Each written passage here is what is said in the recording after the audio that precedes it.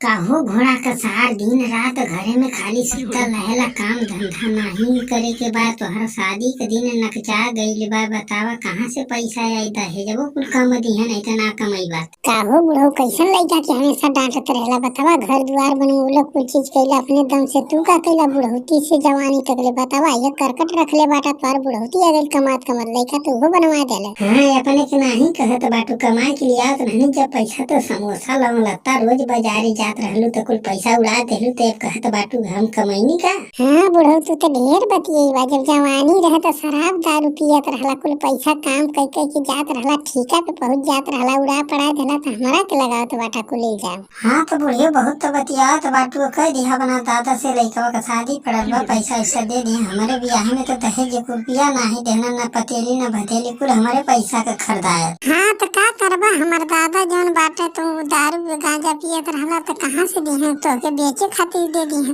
का मर्दवा कक्का अपना शादी में तो एक रुपया नहीं लेला, हमारा ब्याह में तो मांगत बाटा गाड़ी चार चक्का। बतावा कुल कहाँ से दी है? अरे ससुर के नाती कहे न कुल दिया हो, हमारे जमाने में कुल चलता ना रहा तो कहाँ से दी है पहले बतावा तो। हाँ तो कुल लड़किया के घरवा वाला कहले बाटा की दो चार को भैंस और बकरी उकरी दे दे, हम और कुछ दे ना पाई। बतावा का था? हाँ तो तू अपन मेहरारू लेके शहर में रहिए, ठीक बा? हमके भेड़ बकरी नहीं चाहिए, हमरा के पैसा गाड़ी चाहिए, समझला की नहीं? का हमेशा गुस्सियात रहला हो लइकवा के? भेड़ बकरी छेड़ जवन कुल यहाँ गाय गोरू तो ना बेच के पैसा आ जाई? पहले बतावा। सही कहत बाटे काकी, बुढ़ौती में सेठिया गइल बाटे एकदम।